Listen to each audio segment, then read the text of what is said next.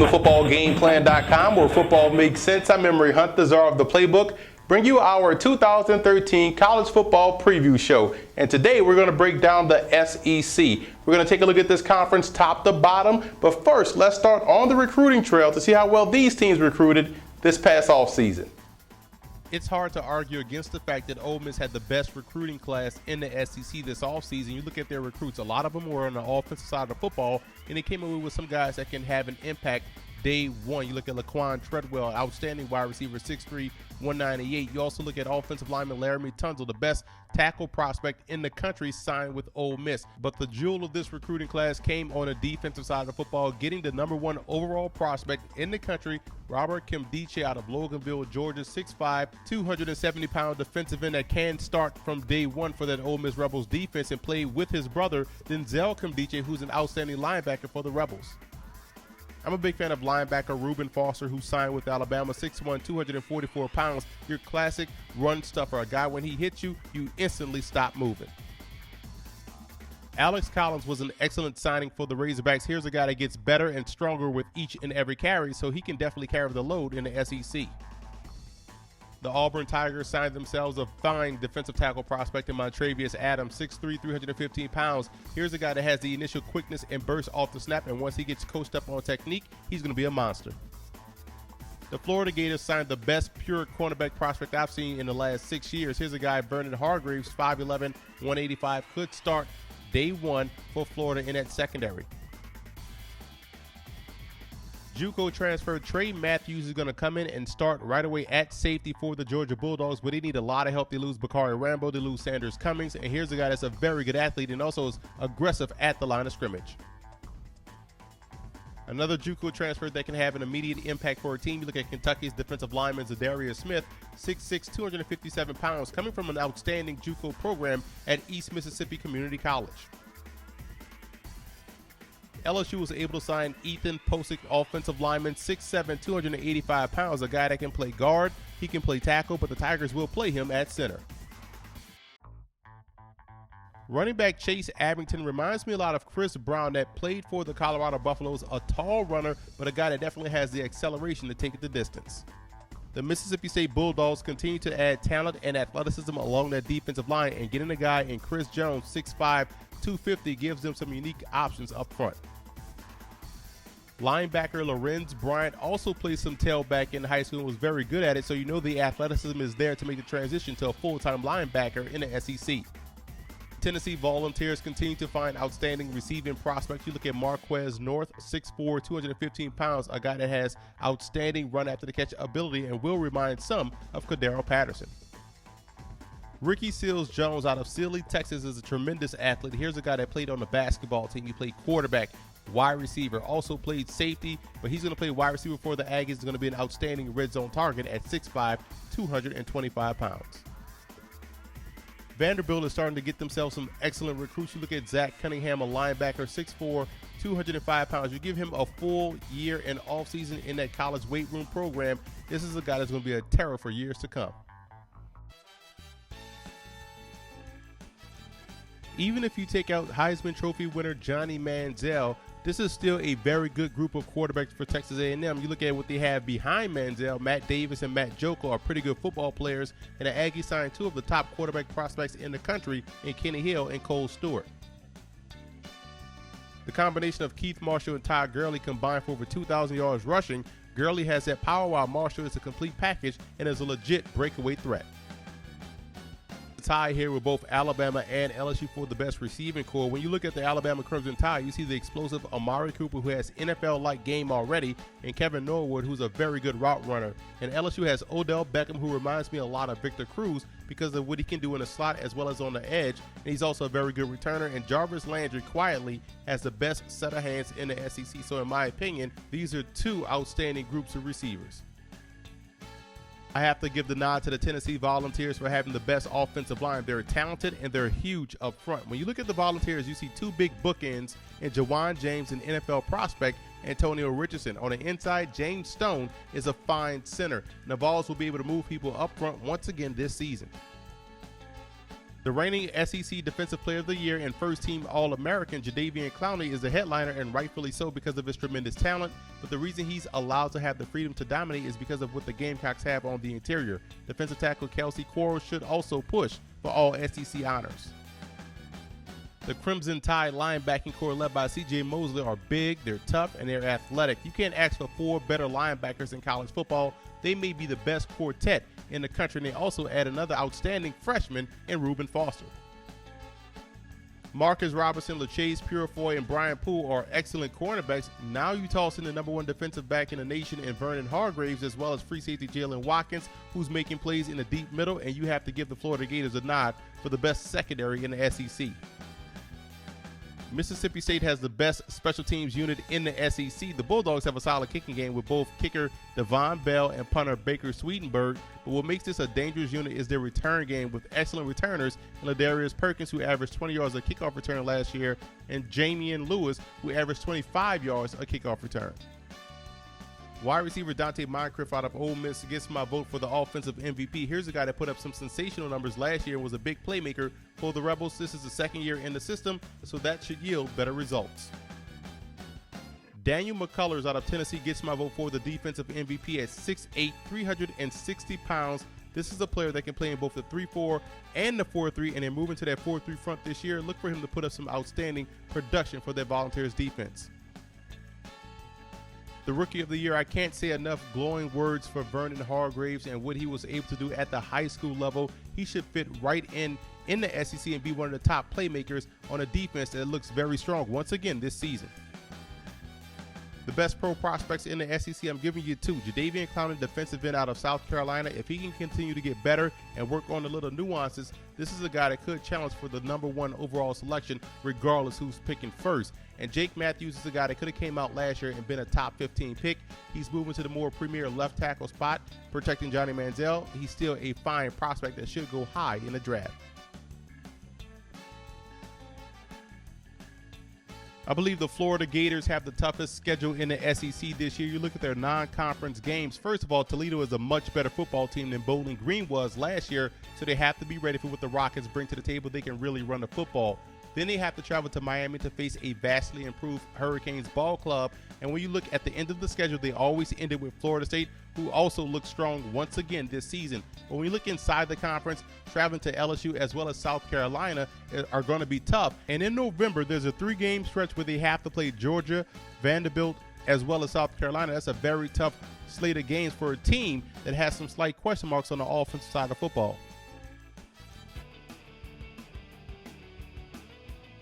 Now let's start out in the SEC East. I have Kentucky finishing 7th in that division. The reason for optimism, the front 7 on defense gives you a lot of hope, especially on the defensive line. Bud Dupree is an outstanding defensive end that can really get to the quarterback, and defensive tackle Dante Rumpf gives you the interior pressure as well. And the linebackers have free reign to the football, and they do a great job at or behind the line of scrimmage. Now on offense, I'm a big fan of the backfield, as I believe they can go 4 deep at that position. And while losing 2 key players up front, the Wildcats still should be fine along that offensive line.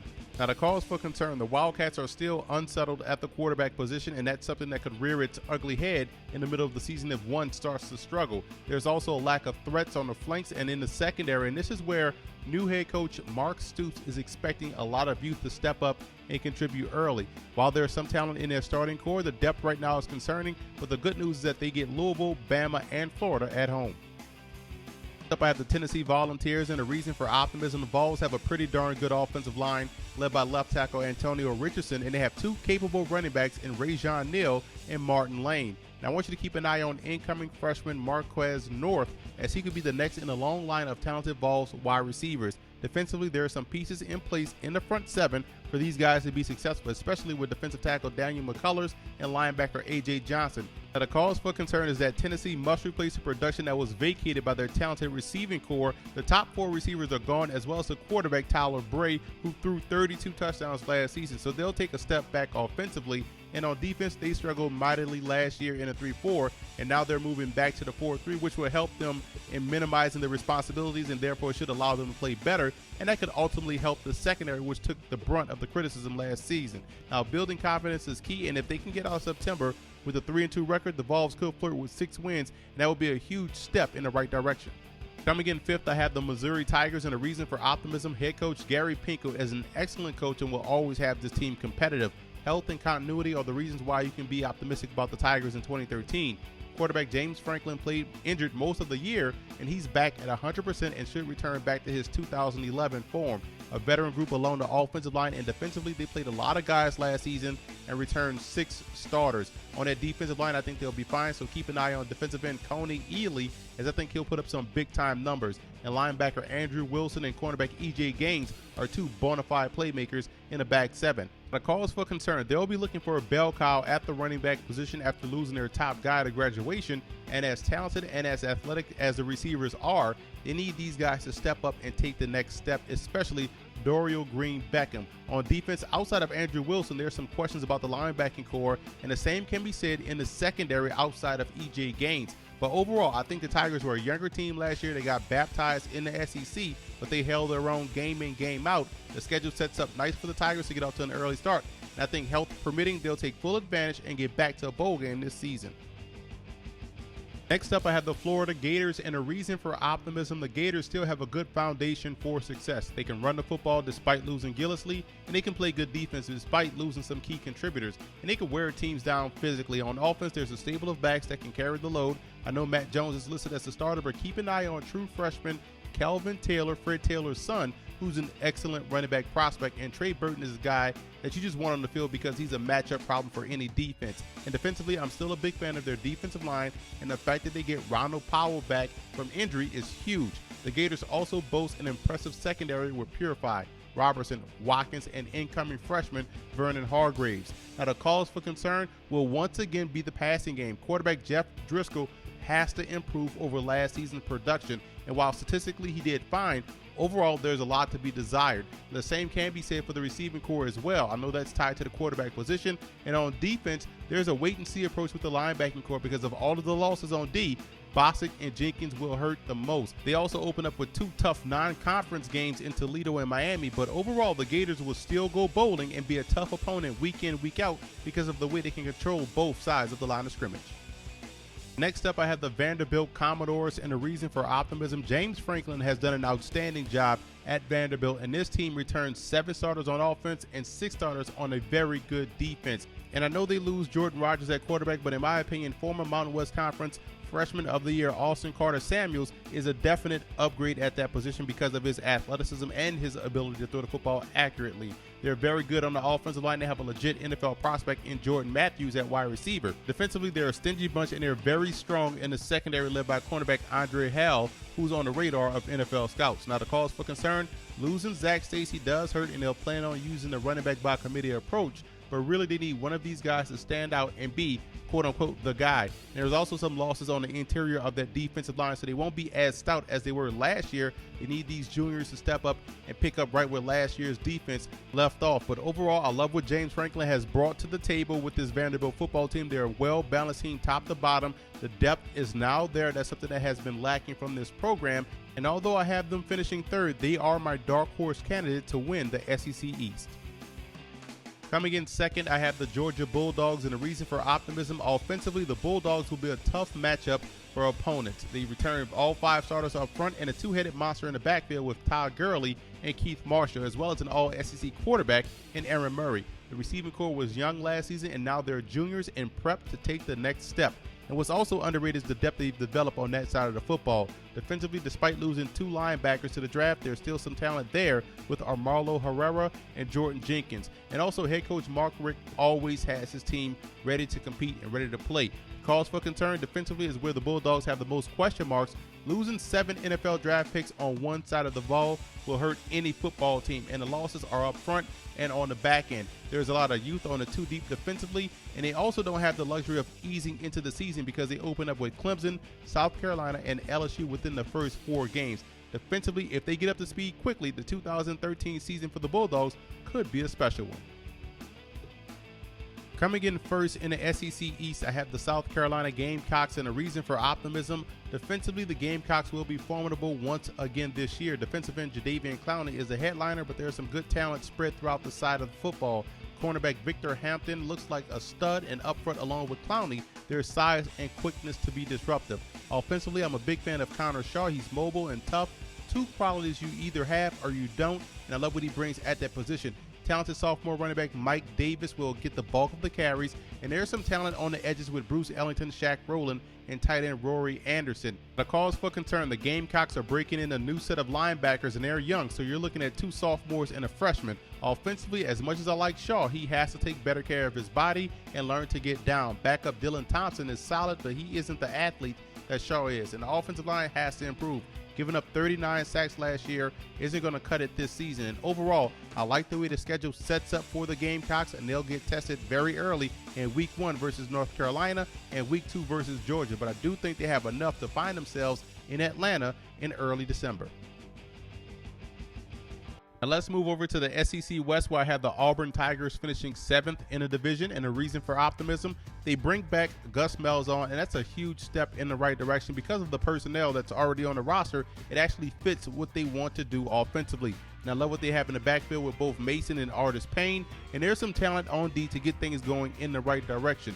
Now, the cause for concern, the passing game is a big concern right now at both the quarterback spot as well as the receiver position. Quarterback Kyle Frazier struggled last year but might be a better fit in Malzahn's offense. And defensively, as a unit, they gave up almost 5 yards a carry and 28 points a game. The hope is that new defensive coordinator Ellis Johnson and that 4-2-5 will get these guys back on track.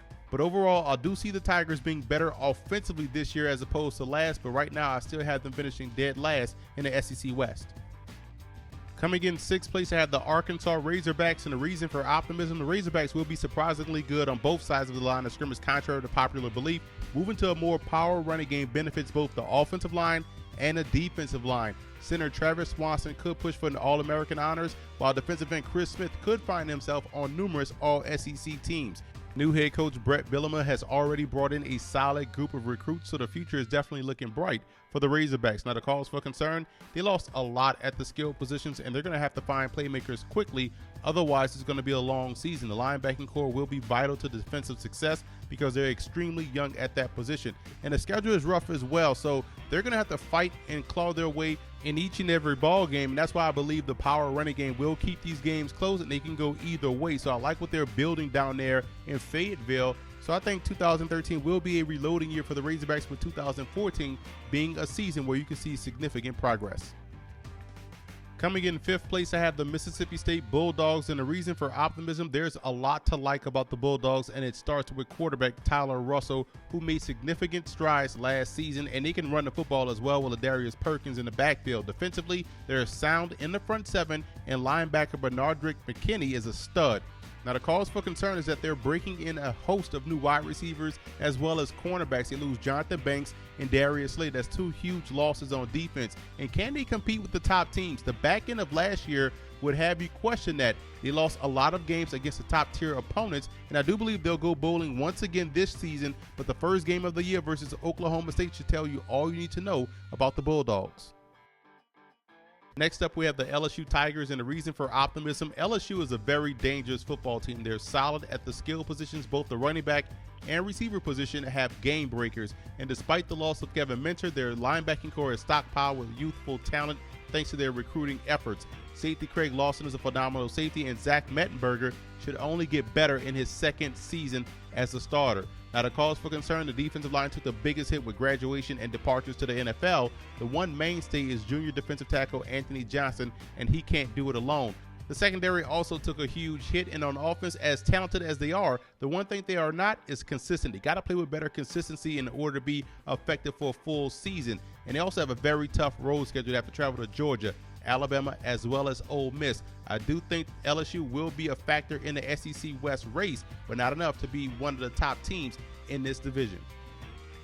Coming in 3rd, I have the Ole Miss Rebels, and the reason for optimism, the Rebels were in a lot of ball games last year as a team full of juniors and sophomores. Now the second year in Hugh Freeze's system, along with the top 3 recruiting class, and things are looking up in Oxford. Wide receiver Dante Moncrief has NFL potential, and Bo Wallace 100% healthy this year. He should only get better this season. Defensively, the Rebels used their lack of size to their advantage with 38 sacks last year, and now they add the top defensive recruit in the country in Robert Kimdiche, who can play right away, and team him up next to C.J. Johnson, who's an outstanding defensive end, and that linebacker Denzel Kimdiche was all over the football field for the Rebels. Now, the cause for concern, Bo Wallace must cut down on the interceptions. They came at the worst times last season, and the running game also has to become much more explosive. There's a tough road schedule for the Rebels. Very early test with games at Bama, Vandy, and Texas. And I think the Rebels are talented, and I think last year gave them the confidence as well as the experience needed to make some noise in the SEC West this season. Next up, we have the Texas A&M Aggies, and a reason for optimism. This is still a football team that no one wants to face. Despite losing their top offensive lineman and top wide receiver, the Aggies are still, in my opinion, better at both positions. Another reason to be optimistic is the fact that there's another layer to this offense that will be put on display this season, and that's the running game. Ben Molina and Brandon Williams, who transferred from Oklahoma, could make this offense even more potent in 2013. And defensively, they're athletic, they can get after the quarterback, and they're particularly solid in the back seven. Now, the cause for concern defensively up front, losing DeMontre Moore will hurt. That's 12.5 sacks gone for this season. And speaking of that defense, while they're athletic, there are some questions about the depth, especially at the safety spot. But overall, the schedule does set up nice this year for the Aggies to not only make a run for the SEC crown, but maybe a national championship. And finally, coming in first place in the SEC West, we have the reigning national champions, the Alabama Crimson Tide. And a reason for optimism, a well-coached football team that's consistently stockpiled with talent, and you have to be optimistic each and every year. Bama returns a 1,000-yard rusher as well as a receiver and an underrated All-American quarterback, and that's the most amazing thing you can say, but that's how you have to describe A.J. McCarron. And they're armed with the best linebacking core in the country, and 13 of 22 starters return, and guys that are moving into lead roles are also quote-unquote vets due to the fact that they got extensive playing time last season. Players like safety Landon Collins, nose tackle Brandon Ivory. Also keep an eye on 3 incoming freshmen in running back Derrick Henry, tight end O.J. Howard, who's going to be a star, and linebacker Reuben Foster. All 3 guys can see significant playing time this year as true freshmen. Now, the cause for concern, big blows to both sides of the line of scrimmage, losing offensive linemen Barrett Johnson, Chance Womack, and DJ Fluker, as well as defensive linemen Quentin Dow, Jesse Williams, and cornerback D. Milner are tough to overcome, and have a tough first quarter of the season versus teams like Virginia Tech, Texas A&M, in which they travel to College Station this year, and you can't sleep on both teams in Colorado State and Ole Miss. But overall, when you look at Alabama, you see a team that's deep, they're talented, they're well coached, and there should be no reason why they can't find themselves playing for the SEC title in early December.